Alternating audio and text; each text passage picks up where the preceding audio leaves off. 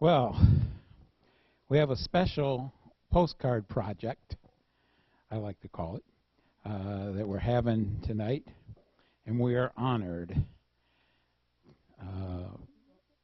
We put a scholarship out for students about to go to college to write an essay, and I'm going to let Carl talk about this and present you folks with our winner of that essay. We had about 6 people, right, Carl,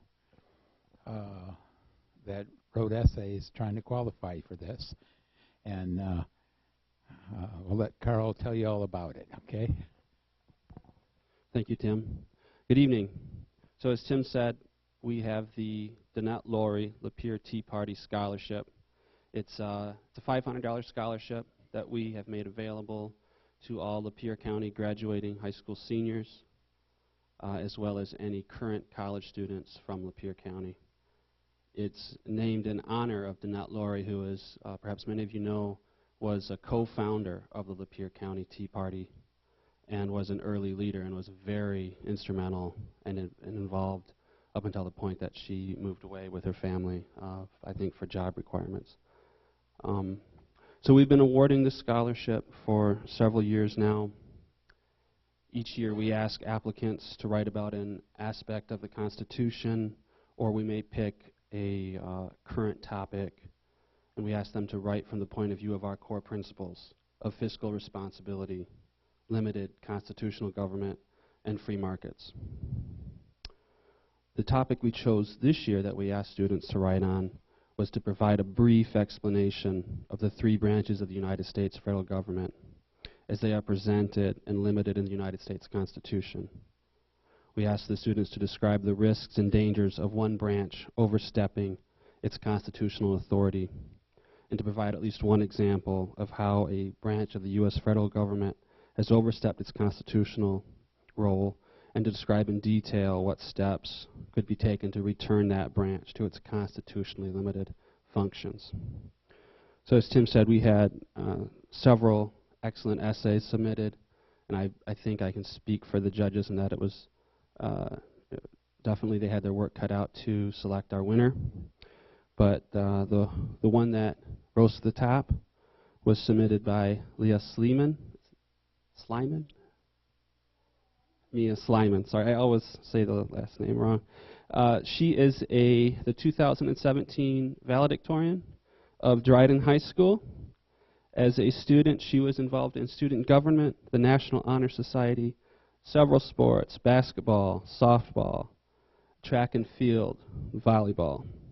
She was involved in her community and in her church. She was involved in the 4-County Community Foundation as a youth advisor, as well as other service or philanthropic activities in the community. She has been accepted and will be attending the University of Michigan this fall. She, at this point, plans to pursue a dual degree, both a Bachelor of Science in Industrial and Operations Engineering and a Bachelor of Business Administration with a concentration in finance. After graduating from the University of Michigan, Mia hopes to find a career focused on engineering and business, and hopes to combine her love of math and science with business. She hopes to become a successful and productive individual in our society. She wants to have a family and make a positive change in our community. And with that, please welcome Mia as she presents to us her scholarship essay.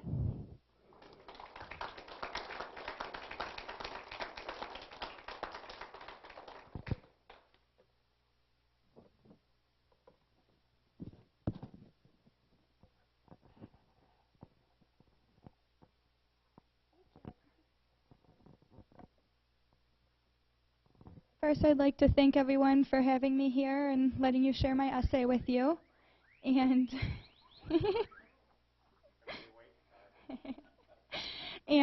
thank you for the scholarship, of course. That means a lot, and it'll help me with my studies next year. As he introduced the topic, I was set to explain the branches of the government and what happens when they overstep each other. I wrote, "The United States Constitution is the supreme law of our land. Under the Constitution, our constitutional republic was established by the Founding Fathers and is and will always be the ideal form of government. The Constitution is the source of all government powers and also provides important limitations on the government to protect the rights of all United States citizens.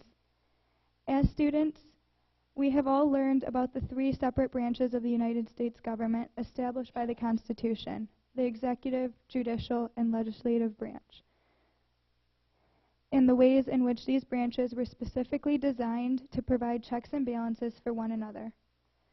Checks and balances and the limitations placed on the three branches of by the Constitution are what make our constitutional republic ideal for ensuring liberty and prosperity for the citizens of our country. The purpose of the United States founding documents were to ensure that every individual in our society have the natural-born right to life, liberty, and the pursuit of happiness. The Articles of the United States Constitution define the structure, functions, and role of the three branches of government. The Articles also define the powers of the individual states and define the process for amending or changing the Constitution. The ultimate goal of the founding documents was to provide a document to serve and protect the liberty of the citizens of the United States forever. Another goal of the founders was to ensure that all aspects of the United States government remain harmonious and work together, and that one branch of the United States government could not become more powerful than the others. Article 1 of the Constitution defines the legislative branch of our government. The branch is responsible for making laws. The legislature consists of two houses that make up the U.S. Congress, and the members are elected by each state. One side of Congress is the Senate, which is composed of 2 senators from each state. The other side is the House of Representatives, which is made up of 435 representatives. Each state has a different amount of representatives in the House based on the state's population. Article 1 of the Constitution allows representatives in the House. Article 1 of the Constitution also allows the legislative branch the authority to enact war, confirm or reject presidential appointments, substantive investigative powers, and defines the rules for impeachment. Article 2 of the Constitution defines the executive branch of our government. The President and Vice President are elected by the Electoral College chosen by the states. Under Article 2 of the Constitution, the President is responsible for the execution and enforcement of the laws created by Congress. The President is also the Commander-in-Chief of the United States military and appoints judges, ambassadors, and department heads. The President can make treaties with other countries subject to approval by Congress. Article 3 of the Constitution defines the judicial branch of our government. The article establishes the court system, including the Supreme Court, to ensure equal justice under the law. The judicial branch of the government is appointed by the President and confirmed by the Senate. Article 3 sets out the responsibilities of the judicial branch, although Congress is in charge of determining the shape and structure of the federal judiciary. Judges and justices of this branch serve until death or retirement in order to insulate them from electoral or political concerns. The judicial branch is in place to uphold the laws set in place by the legislature. Our Constitution has multiple guidelines in place to ensure that each branch of our government cannot become overpowering. For example, the President has the ability to veto a law to check and balance the Congress. In turn, Congress can override a presidential veto with a vote of 2/3 majority of both houses. Another example is that the President may negotiate and sign treaties with foreign countries, but the treaties must be ratified by 2/3 of the vote of the Senate. The President can appoint judges and ambassadors, but they too must be confirmed by the Senate. In another example, the Supreme Court may check Congress or the President by declaring a law or executive order unconstitutional. These are just a few of the checks and balances in place that limit the power of the executive, judicial, and legislative branches, and keep a separation of power between them. Many risks and dangers arise if one branch of the federal government were to overstep its constitutional authority. Executive overreach could cause too much power to be in the hands of our chief executive. In turn, they could end up ruling like a dictator. Executives could also use the power of their office to attack their opposition. If the legislative branch were to overstep the power of their office, they could do a great deal of damage to our citizens. If the legislative branch were to overreach and pass laws that were unconstitutional, this would result in a citizen's loss of individual freedom. Beyond this, legislators could do favors for special interest groups, which would not be in the best interests of their constituents. Lastly, the judicial branch can overreach their constitutional authority when judges make rulings based on political views. Judges' rulings may interpret law in a favor of a personal perspective rather than by constitutional law. Despite the many different possibilities that could arise from federal branch overstepping their constitutional authority, the Founding Fathers developed a well-balanced distribution of authority with checks and balances to ensure the citizens' rights and freedoms are protected. One example of a federal branch overstepping its constitutional authority would be in 2013 when the United States Internal Revenue Service revealed that it had selected political groups applying for tax-exempt status for intensive scrutiny based on their names or political stance. This is an example of the executive branch overstepping its authority. The role of the IRS falls under the Department of the Treasury, one of the cabinets under the President. Initial reports state that that selections were nearly exclusive to conservative groups or groups with the Tea Party in their name. Liberal groups were receiving scrutiny at a much lower rate than conservatives. 16 months after the scandal started, the Senate subcommittee confirmed that the IRS used inappropriate criteria to target Tea Party groups. This is a very good example of how the executive branch can overreach their constitutional authority to benefit their own political stance. In the IRS case, the executive branch overstep can be limited in the future if there were stiff penalties to hold appointed officials accountable for their violations. Open government that is transparent and participatory is the best way to guarantee that officials in Washington effectively represent the will of the people and that they do not overstep their constitutional authority. A stiff penalty, including jail time, would make officials think before they act. Overall, the original articles of our Constitution set out to guide our government to protect and serve the citizens of the United States.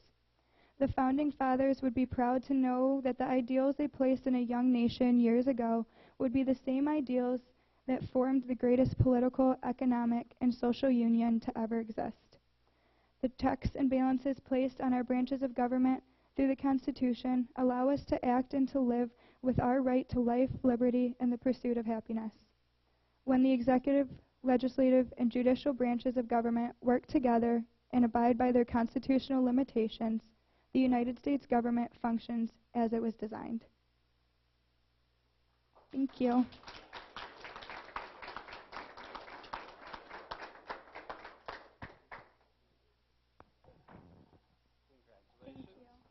And here is your award and the check. So. Very good. Thank you. Very good job.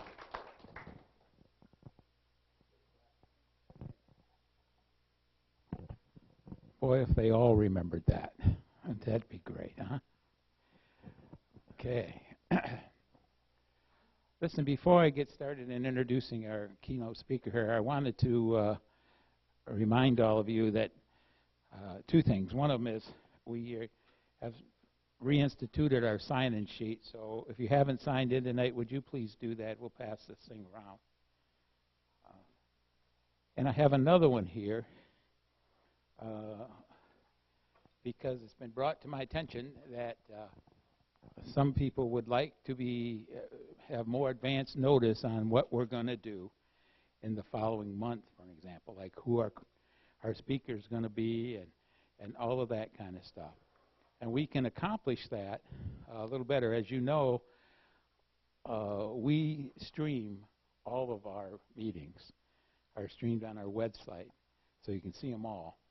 But also, if you'd like to know about what's going on for our future meetings, I'd like, if you would, to put your name and your email address or your phone number on this sheet, and that way we can let you know ahead of time.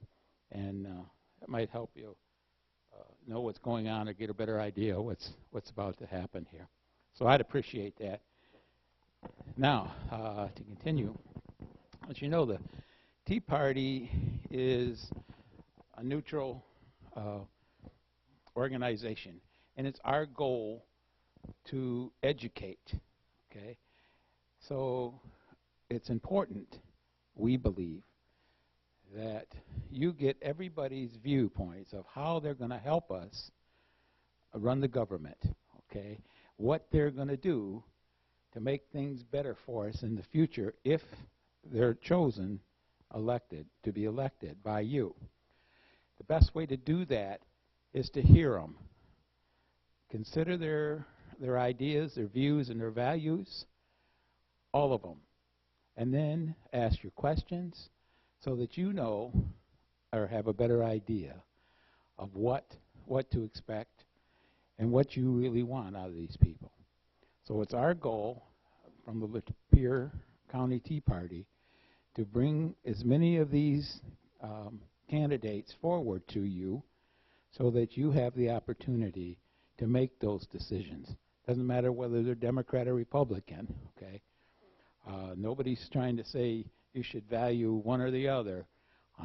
Our purpose here is to educate, okay? So in that spirit, what we have here tonight, the person we have here tonight is Todd. I messed that up. Schleiger. Thank you, Todd. And Todd is running for governor in the upcoming election for governor in 2018. To tell you a little bit about him, I'll get out of the way. He's from Davison, Michigan. Went to Davison High School. He lives in Lake Orion at present. Is that right? And I'm going to let him tell you a little more about him and what his views are and his idea and his views on why we should vote for him as opposed to anybody else. So without further ado, I'll let him do that. Also, let me also say he brought his running mate, and I haven't met this gentleman yet either. Dave? Dave, thank you. Okay, so let's welcome Todd to this group, please.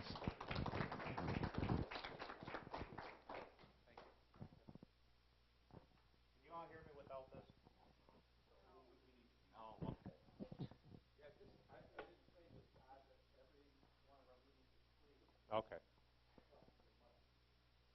All right. My name is Todd Schleiger, like Mr. Lintz introduced me as. I've been in the transportation industry for nearly 35 years, all the way from driving trucks across this country to working behind the desk dealing with the big three auto, Gas America, and Marathon Gas and Oil. What I bring to the election is, by the way, I'm an independent candidate. I'm not a Republican. I'm not a Democrat. And I did that purposely because I believe the two-party system is broken. They've lost touch with the people. What I bring to the campaign is something that I like to call accountability. I want to put something into place that gives all of you the ability to literally remove an elected official from office, not just the recall system. The recall system, if you remember from when they tried to recall Schneider, they changed the law. We can't be doing that. We need to have the power with the people so that they can do what they need to do. If your elected officials aren't doing what they're telling you they're supposed to be doing, we need a way to remove them from office without the hassle of going through with the signatures. Justice Antonin Scalia, who passed away here a little over a year and a half ago, back in 2005, wrote an opinion on the people's grand jury, belonging to the people, not to be held by either or any of the three branches. That's what I want to bring back to Michigan. It hasn't been here in over 150 years. When it first was brought here, it was called a common law grand jury, but since has been called a people's grand jury. I want to bring that back to where there's an office in every county. Now, the idea that we have for Michigan is that we want to restructure the entire tax system in Michigan. That would benefit 80% of the people in Michigan. I mean, just to get your attention, the majority of the people would be able to save between $6,000 and $12,000 on their annual salaries as of right now. Now, this was a correction that was given to me when I talked to the board when I came up here. I will not use the personal part of it. But we want to eliminate your property tax. We want to lower health insurance here in Michigan, which is completely in the state's ability. And we want to lower your auto insurance by 47%. We are 136% higher than the national average. Just by these three things alone, the average family would save between $500 and $1,000 a month. That's where we got the number $6,000 to $12,000 annually. Now, a lot of people say if we eliminate the property tax, how do we fund our schools, our police departments, and our fire departments, and the safety, and all the first responders? The key part was, when I said this at the beginning, is we want to restructure the entire tax system. We want to eliminate $20 billion out of the taxes. Last year, Michigan collected altogether $131.7 billion. The budget is only $52.4. Now, we pay off our debt every year, so it isn't going to be hard to cut $20 billion out of it. In restructuring it, we want to lower our corporate income tax. I can't call him that anymore. So, Mr. Schneider, he raised it back in 2011 to 6%. Mom and pop businesses are the only ones paying the full 6%. The reason I'm going after the insurance companies here in Michigan is because they're only paying 1.75. So we want to lower it, the corporate income tax down to 3%, bring mom and pop down, and everybody who's below it up. Now, the numbers that we have for it, cutting the $20 billion out, $13.7 billion is your property tax. We want to make sure that people aren't losing their homes. The number one cause of people losing their homes right now in Michigan is the property tax foreclosures. Anytime a local government or the state needs more money, they have a way of artificially raising our values of our homes. It isn't right. So we want to take that tool away from them. We want to make sure that the people have the actual power. Our schools are in drastic conditions at this point. Bear with me, I'm not a polished politician, so I've never run for office before, but I'm doing it this time because I got angry. So with our schools, they're putting the money into our administrations instead of into our teachers and into our classrooms. We want to change that. We want to give our teachers the proper amount of money, and that more than likely is a 10 to 15% increase in pay. We want to cap some of our administration officers in the school districts. They shouldn't be making as much money for something they're not really working to do. It's generally our principals and our teachers that are running our schools. We need to bring back our sense of community that we have lost. Our schools used to be the center of our communities. They are no longer that. Heck, half our neighbors don't even know who their neighbor is. We need to change all this. We need to bring the sense of community back to the state of Michigan. I'm not going to go into our roads because we know everybody promises to fix our roads. They have for 40 years. But I'll tell you this, I will fix them. That's all I'm going to say on it. By stopping the misappropriation of our tax dollars, and there's a big difference in the taxes that they've just raised for our gas tax. That we turned down in May of 2015, Prop 1, the state turned down by an 80% vote. They turned around and shoved it down our throats anyways with an appropriation bill. They raised it this last January 7.3 cents. There was no need for that. That will be repealed. The retirement tax is another big thing. That needs to be repealed. We have families living on fixed incomes, and Governor Schneider decided that we needed more money from them, which was wrong. That will be repealed as well. Everything that I have put together is based on 80%. I can't say 100% no matter how much I'd like to. I just can't make all of you happy. So, but everything we put together is based on 80% for the state of Michigan. We have all kinds of ideas, and we've put these together. Let me explain a little something about the committee that I put together. Like Tim mentioned, this is my running mate, David Lillis, over here. He's a Democrat. I'm an independent, and my campaign manager is a Republican. We purposely put this committee together the way we did to prove that we can work together. Like I said, the two-party system is broken, and they have lost touch with us. You've got, right now, and I know there's probably some of you in here that are high up on this notion of a part-time legislature. We already have a part-time legislature. I don't know how many of you know that. They only work 100 days a year. Okay? And a lot of people disagree with me on this. I want to put them to get to work like they should be, like all of us. We work 365 days a year, minus the weekends. I'm not going to go into numbers with it. The reason that they have all these bills tacked on top of each other is because they're not working long enough to do it. Half the time, they don't personally read the bills.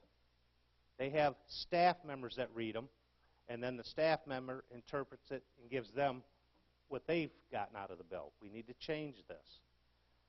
I know I'm making it sound like they need to work, but they do. So I'm against the part-time legislature.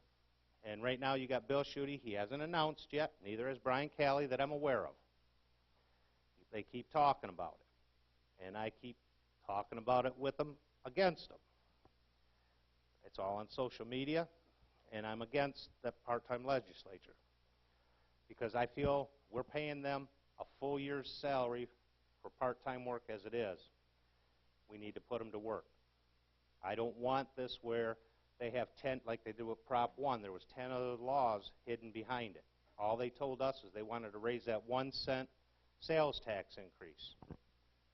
They didn't tell you about the other increases that were behind it. We need to get our schools up and running properly, get our teachers paid. And I have a pet peeve. I might as well bring it out right now. You said you're going to U of M, correct? They're one of my pet peeves. Their dean of the school makes $750,000. Okay, that's not salary. That's gifts and everything else, but they do count all this. Michigan State, I won't just pick on U of M. I love that school myself, so go Wolverines.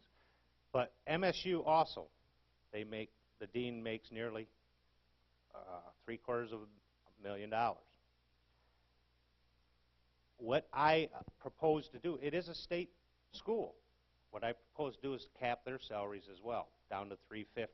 I don't knock anybody for making a good living, but we need to get our cost for tuition down. What I propose is that anybody who's gone through our public school system, charter schools, that if they've gone K through 6, which is 7 years, they get a 25% discount. If they've gone the full 13 years in Michigan, they will get a 50% discount. These two schools that I'm picking on, the football team alone made $147 million last year. That's just on the games.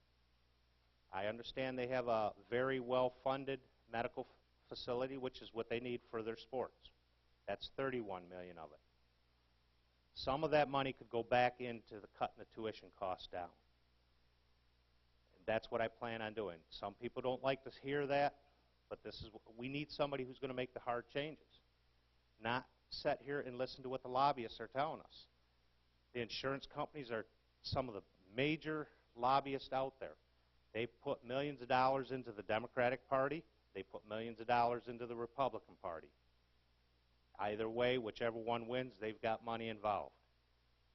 We need to get rid of that. Gerrymandering, that's coming up in 2020. I'd like to see this go with the third party, not with the legislatures and senators and everybody volunteering to draw the lines. And I know that they don't really volunteer to draw the lines, but I'm trying to get a point across. They like redrawing the lines so that they get the most for their party bang for their bucks. We need to stop that. We need to. I wouldn't see a problem with just going by county lines, but I know that isn't fair because they need 85,000 people to a district. Did I say that right? 85,000? We need to change that. We can't have the one party redrawing the lines so that it benefits themselves. And being as an independent, I can cross both party lines, but yet not have to answer to their rules. Well, I shouldn't say their rules, but to their desires. I'm not going into this for myself to make a name for myself. I'm going into this because we need somebody in there who's not going to take the BS and play the games. We need to make serious changes here in Michigan, and that's what I'm all about. So if anybody has any questions on where I went with this, I'm available for it. I will answer every question that I can. Okay, Todd. Can you hear me okay? We'd like you to use the microphone so that they can stream it live and they hear the question, they hear the answer. So does anybody have a question? Hi, Dan Sell. I like your position in the schools. I have a lot more positions on what I think on the schools. I think there's a lot more to do to be addressed with the school system as a whole. It sucks in this state and probably in this country. I have 4 issues. 2 of them will probably almost answer with a yes, no, or a very short answer. What about, unless I missed it, I'd like to see that movie credit for people who want to make movies in the state gone. That's what, several $1 million that they give away for negative nominal value. Voter, proof of residency and ID. You need it to buy cigarettes and booze, but you can't. You don't have to prove you even live in the state or the city. Work to keep illegals from any benefits. The only benefit they should receive is a trip back home. What part of illegal don't our lawmakers understand? Another is a lot of refugees were put in our communities without any agreement by the thing. They were forced into communities to have to educate them. And I guess, what was it, Vassar? Which is not a rich community, now suddenly has X number of people put in their community that they have to educate, and they're all of them non-English speaking, or probably the very vast majority of them. And suddenly we've got to have special translators and everything else to try educating these people. They should be kept back home, or if the communities want them, that's fine. But if the communities don't want them, they should have no way of being allowed in their communities. Right. Okay, let me see if I can answer some of these now. First off, I agree with you on the illegal immigrants, okay? I don't feel they deserve, I shouldn't say deserve, I'm against giving them all the benefits that they receive, okay? I'm also against, I don't know how many of you are aware that Lansing is trying to become a sanctuary city. There will be no sanctuary cities in Michigan if I'm elected governor. I don't believe in that. When I first started driving truck back in the 80s, early 80s, there was 3 rules. I had to be able to speak English, write English, and understand English. They've gone against all 3 of those rules, not just in the industry, but across the United States. They're supposed to assimilate into our communities. Now, I had one lady bring up Sharia law to me. It has no place here in the United States. I don't believe, if they want to come here, they need to be here legally. If they're here illegally, and I've had this conversation with Dave, if they are pulled over and they're found out to be illegal, they're gone. Plain and simple. I'm not going to play games with it. The federal government does have the right to put immigrants wherever they want. I don't like that, and I will fight for whichever community that doesn't want it in the state of Michigan. Just remember when all those little black trucks start showing up for me, somebody get in front of them for me. But I'm not afraid of it. And as far as our schools go, I am a strong advocate for our public schools. I don't agree with Betsy DeVos on any of it. She's strong charter school. I don't know if anybody knows what the difference between a charter school and a public school is. Basically, a charter school is a public school for profit. Anytime you have a business, the goal is to make money. I'm not a strong advocate for charter schools. I want our public schools used to be ranked up above 15 in the nation. We're down below 39 now. That's going to change. So did I miss any of the questions that you asked there?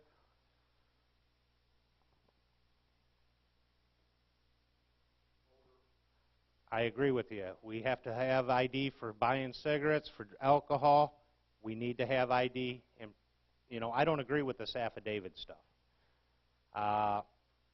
It's hard. I mean, anybody who can walk in, sign an affidavit, and vote. I don't agree with that.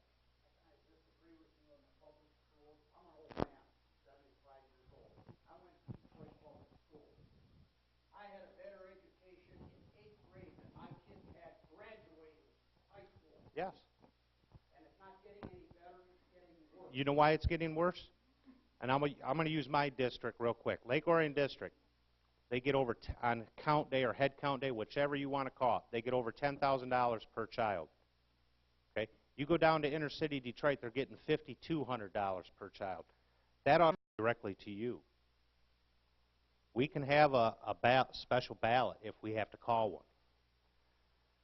I'm not afraid to go over their heads and then get all of you aggravated at them and make the changes that we need to make.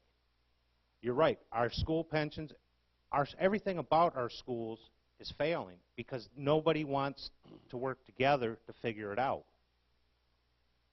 All they want to do is point fingers at each other and blame each other. We need to stop that. I'm talking about the two-party system.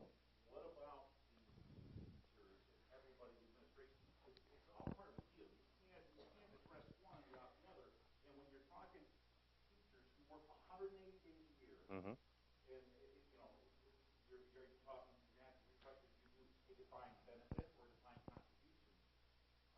That's something I've been trying to talk with teachers personally on, and I'm being blocked by their own unions.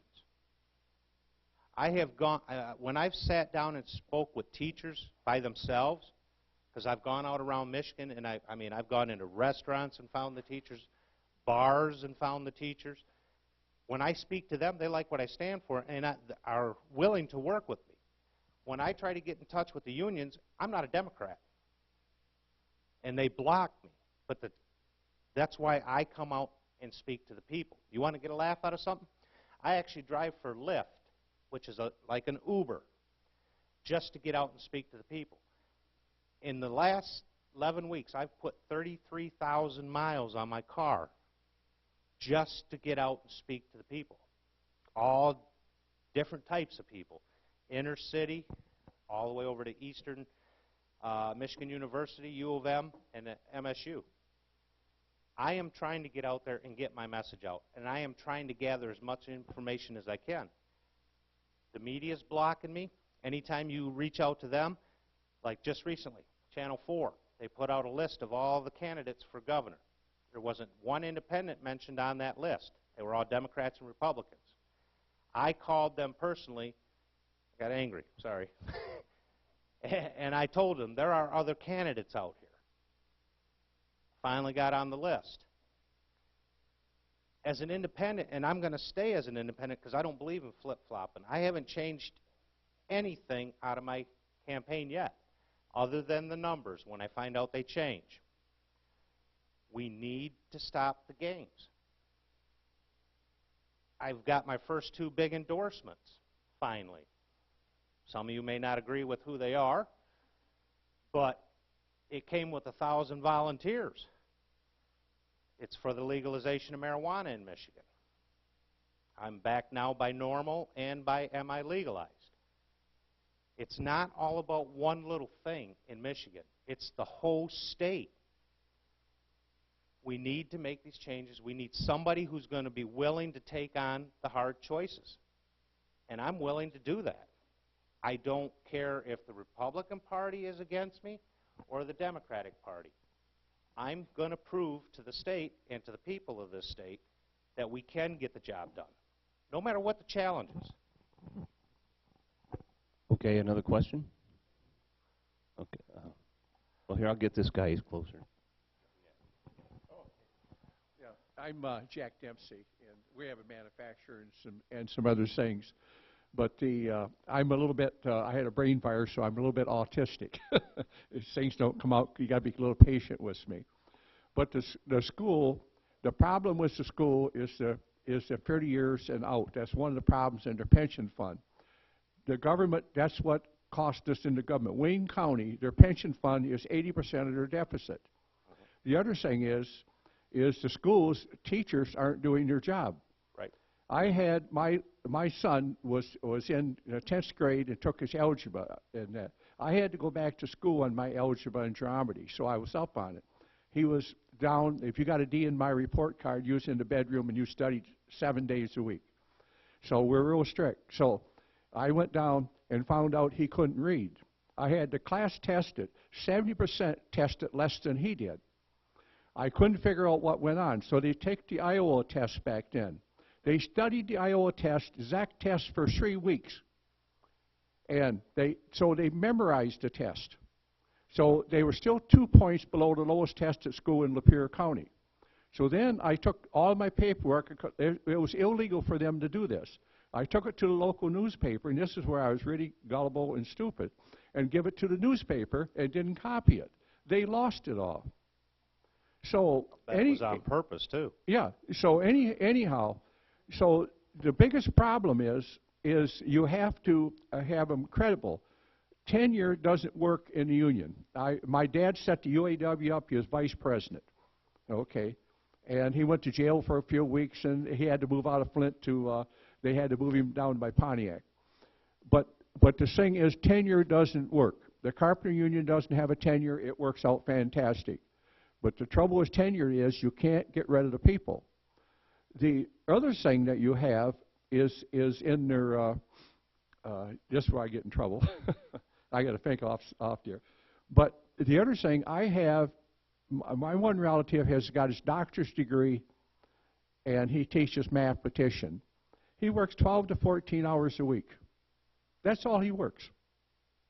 So you're telling me that University of Michigan can't modernize, have the teacher sitting there, and some of the churches has did it, and have the screen in another school with other teachers in that school, and that professor teach 10 or 15 schools instead of teaching one class in that college. Tell me why you can't do that.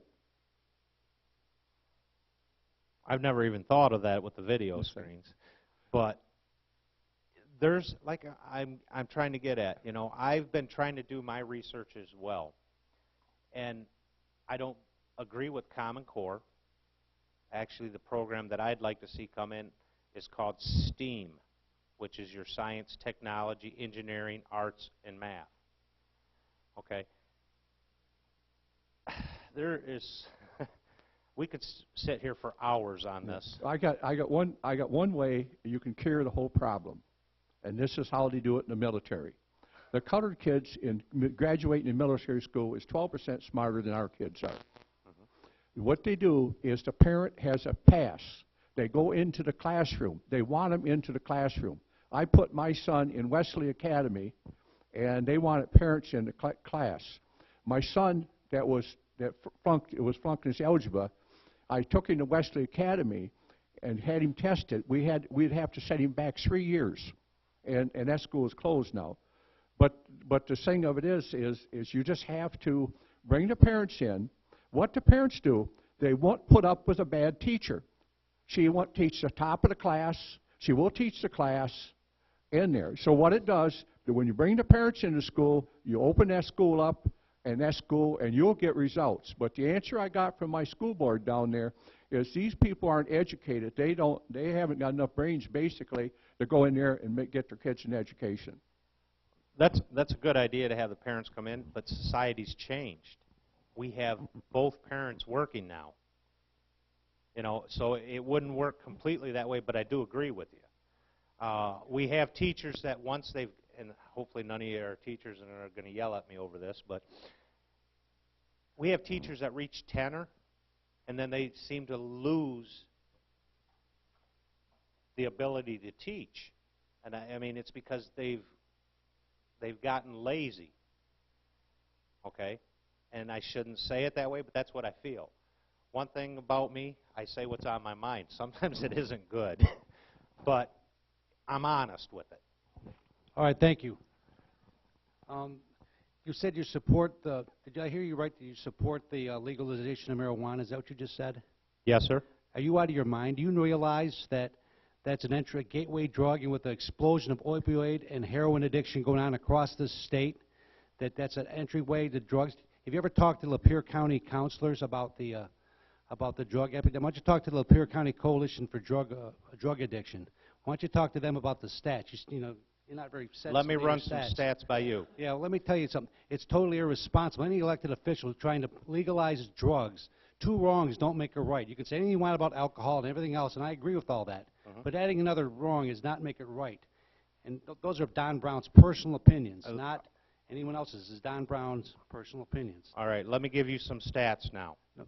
These are from Colorado. I have Oakland County sheriffs that agree with me on this. You got, what are their names? I'm not going to give you their names. Yeah, of course you don't, because they don't exist. I don't want to get them in trouble. Yeah. All right, Colorado, their first year, which was 2016 for sales, was $1.1 billion. How much is a child's life? You want to go for the money? Let me give you the stats first. It's totally irresponsible. You're going to promote more drug addiction and pain and suffering across our state for the money? Let me give you the stats. You are irresponsible. That's your opinion. Let me give you the stats now. You'll never get elected. Crime rate has dropped. So just forget Crime rate has dropped in Colorado between 10 and 15%. Heroin addiction has dropped 8%, between 8% and 12%. Methamphetamine has dropped between 8 and 16%. Heroin, meth, and opioid addiction has also dropped.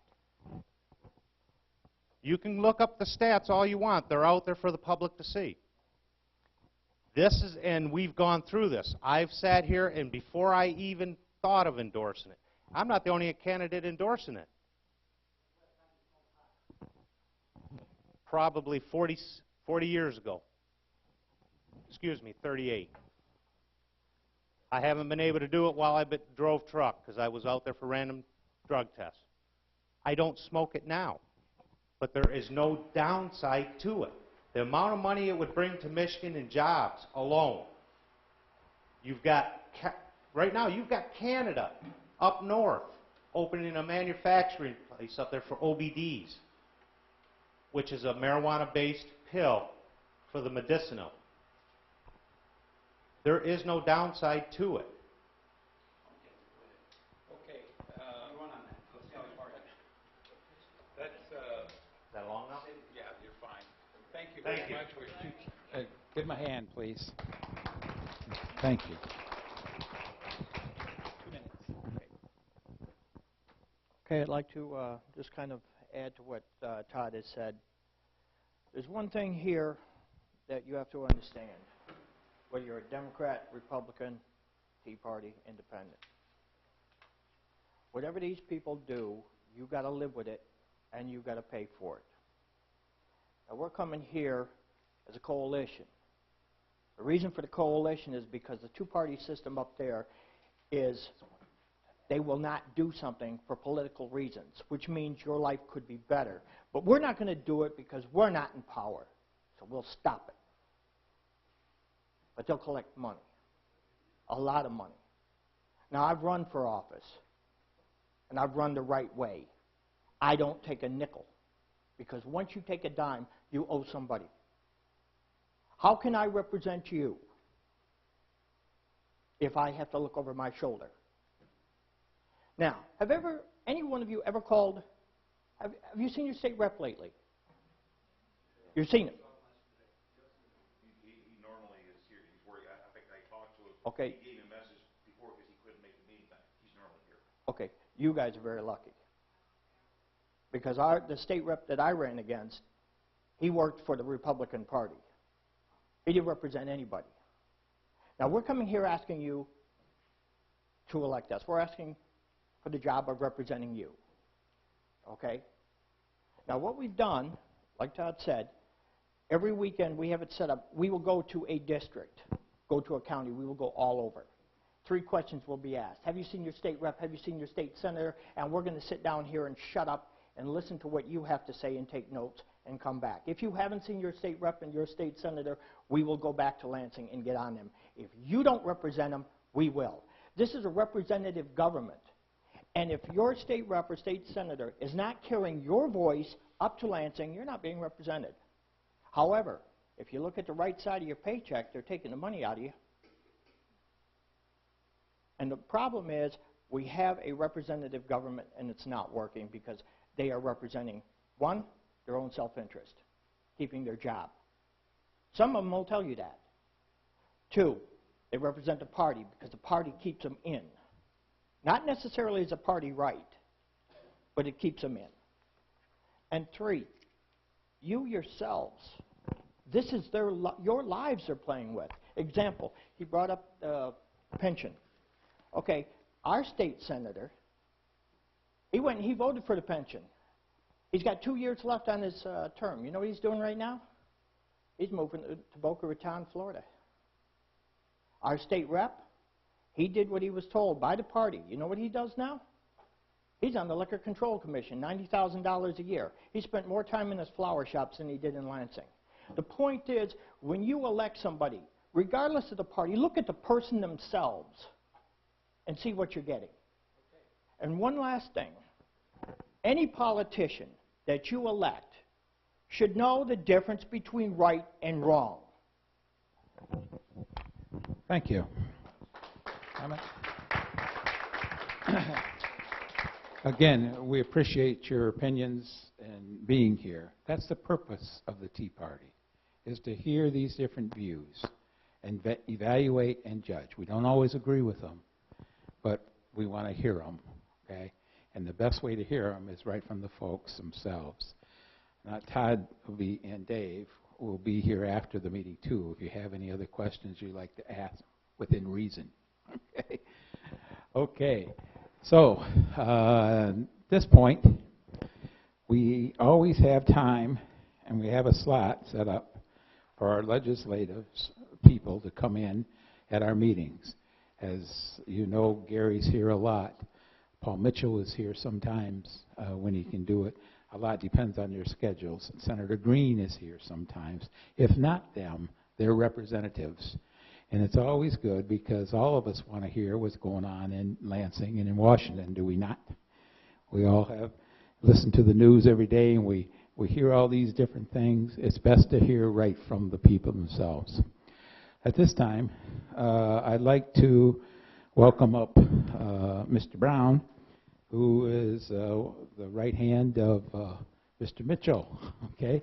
And let's hear what's going on in the federal government area here. Welcome.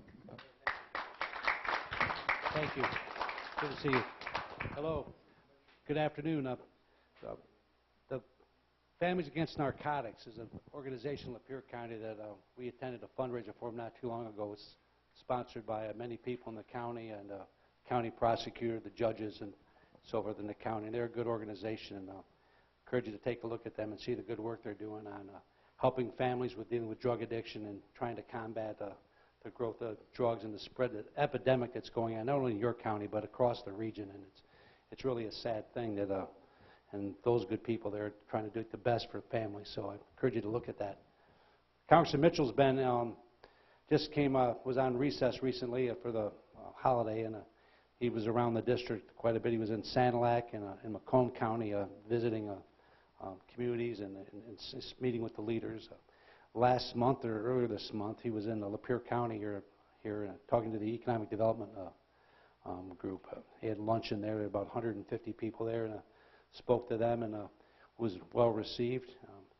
He was also up in Tuscola County meeting with some agricultural leaders about a new innovative way that they're doing to help prevent water runoff into the Saginaw Bay.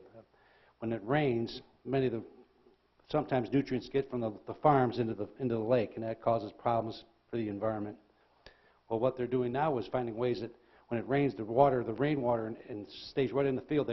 The 5 fields are tiled, which means if one runs into water, they put them in a tile, goes to a ditch, and it goes out to the lake. Well, now they recycle that water and stays right on the property, and they use it later on to water the field, so it keeps the whole cycle of water right on the fields. It was a very innovative way to have it done.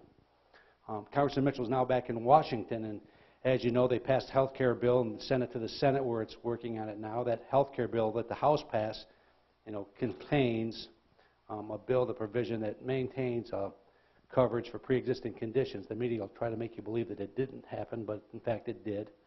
And now what the Senate does in their bill, we're not sure, but whatever they come up with, it's going to come back to conference committee, and they'll work out the differences there, and hopefully we'll have a better product than what we've got now that's basically collapsing under its own weight, Obamacare, that is. The next thing that they're looking at is looking towards a tax reform.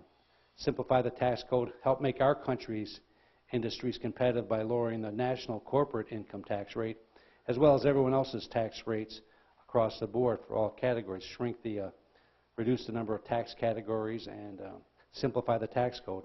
The ultimate would be having you file your taxes on a postcard, and it's a long way from the voluminous stack of regulations you have to go through now to file your taxes. So they're working on that. They're also looking forward to, at some point, getting to the infrastructure bill that the President talked about during his campaign. Paul Mitchell's in a unique position because he serves on the House Transportation Infrastructure Committee. And he also serves on the House Education and Workforce Development Committee. And those are 2 key committees because obviously with the infrastructure bill coming, he's going to be in the right spot. And there'll also be at some point reauthorizing the K-12 funding of the legislation. And that, given a lot of concerns in our state, and especially here in this county, about federal government mandating things such as Common Core and tying money to things that the federal government thinks our state should do with the federal dollars they send to us, or getting a return of our tax dollars back, has been a problem. So we're looking forward to addressing those issues and having the state have more flexibility with the money they receive from Washington to determine what we want to do for our kids in our state, rather than having some bureaucrat in Washington dictate to us what we need to do with our money.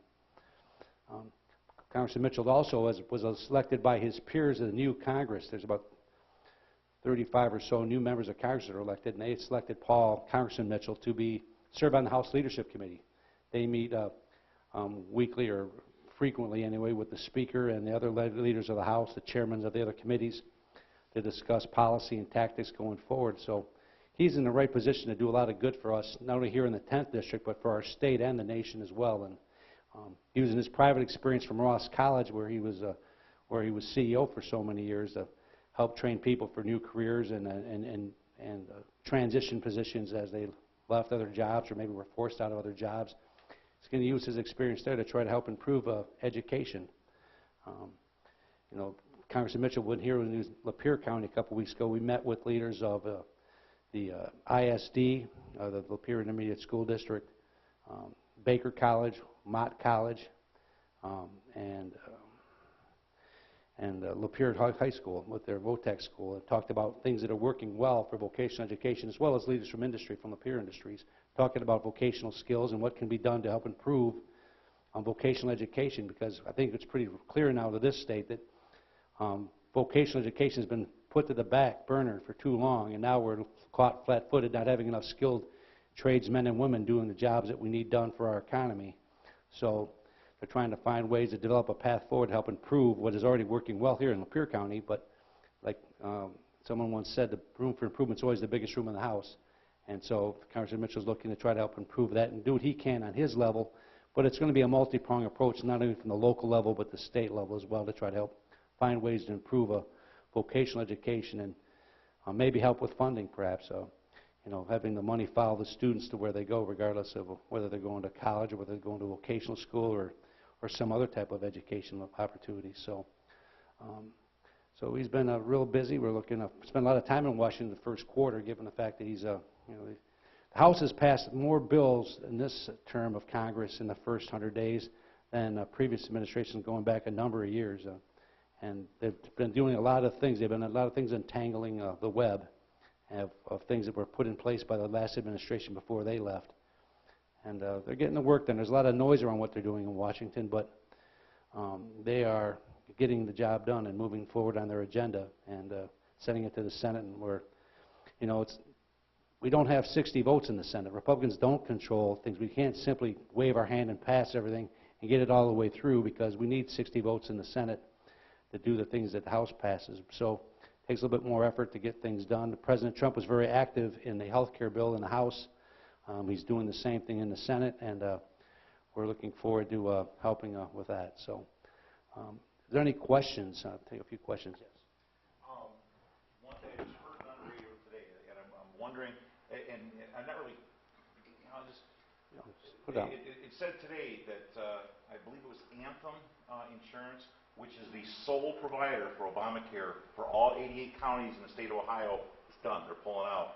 And I'm wondering, as this collapses, is there any thought to dragging this on a little bit? Because right now it doesn't seem that everybody, neither parties, and you know what I'm saying. Maybe some Democrats, when the pressure's on, maybe they'd be willing to work and actually work on something constructive and maybe get something so we're going to get a little bit more work on it. Because at this point, it just doesn't seem to go anything. And with its collapse, it just seems like would be maybe get them on board a little bit more. Well, that's a thought, and that many people have thought to just don't do anything, just let it collapse on its own weight. But then what do you have after it collapses? We have to do a little bit better planning, I think, to try to do that. I think if we just let it collapse, we're going to left a lot of people in the lurch that maybe needn't be, for a little bit of planning. And we have to try our best to get something passed. Now, it may be that the Senate doesn't act in enough time to do it, and things may just collapse around it before they get to it. But they're going to try. At least I'm not as privy to the activities in the Senate as we are in the House, obviously. But I think that we need to try to reform it under something we control, rather than just let the vagaries of the market just collapse it and let me leave people in the lurch. But that's my opinion, and you could be right. Yes, ma'am. In the same vein, we haven't heard anything about medical savings accounts. Years ago, when the IRAs were put in, we're all benefiting, many of us are benefiting from those IRAs, where we put money in for our retirement. I think medical savings accounts would help. It may not be the total answer to the problem, it couldn't be, but if we don't start today, what are we going to have in the next 15 years? Well, that's right. That's been something that's been... And I would like to hear more verbiage on medical savings accounts. Sure. More people interested in putting money aside for their medical, situations. And if they have a pre-existing condition later on, they can fall back on their own money. That's right. Those are very responsible plans that were terminated under the Obamacare rules. Why haven't they? Well, I'm not sure they haven't. I think there has been discussion about reviving those. I'm not sure where that is in the big bill, but I'll get your contact information. We'll try to find out exactly what the verbiage is. You wanted exact verbiage, but I believe they're looking at it, and they're trying to preserve what was good. I mean, those health savings accounts were good ideas, and they probably still are. Well, I'm not sure where it fits into. You had something you wanted to add? And I would like to ask our candidate here, too, if he had thought about something like that. I didn't get a chance to ask that. Well, you can ask him after. You can ask him after. He'll be here afterwards. Once you ask him. It's a good question. Todd can be around. They don't have any control. State doesn't set medical savings. That's a federal regulation. It's an IRS rule. So the federal government will deal with that. That's what I was going to ask, too. Yeah. Yes, sir. Everybody's enamored with pre-existing conditions. Yes. Why, and our Congress is so enamored, too, with replacing and or repealing and replacing. Yeah. Why do we go back to strictly, you want insurance, you pay for it. If you don't want insurance, people weren't dying before when they didn't have insurance. They went to the emergency room and they were cared for. You buy your house, you buy automobile insurance. If you're a bad driver, you pay a lot more. People that have a pre-existing condition, they think they're entitled to the same rate that a person that's healthy that goes in for the plan. Well, I don't think that's Why don't we necessarily just the case. replace it, go back to strictly repeal Obamacare and go back to insurance companies providing insurance, and if they don't, well, you may not get the best care when you go in under the government paying for it, but you'll get care. You'll get taken care of the basics. Now, the old way was that insurance companies jacked up everyone else's rates to pay for the cost of the person that didn't have health insurance when they came in there. That's what was going on. And but it worked. That's right, yeah. It worked. You didn't have people. You didn't see it, man. $10,000 deduction. Well, that's which that. is basically no insurance. Exactly. That's the problem with Obamacare. People have insurance, but they can't afford the deductible, so they might as well not have it. But the current legislation wants to replace it and put basically. Not all of it. Not all of it. And Not all, but enough of it that it's going to be. Well, okay, instead of a $10,000 deductible, you'll have an $8,000 deductible, well, which is nothing. Well, we'll just stand by and see what it looks like when the Senate gets done with theirs, and we'll see about that. So we'll come back and check on that. We'll see how it goes. I hope you're wrong, because that would be a moving in the wrong direction, I think. Thank you, Tim. I appreciate you. Thank you so much. Thank you. Thank you. Obviously, we have some pretty strong opinions from everybody, and that's a good thing. And you need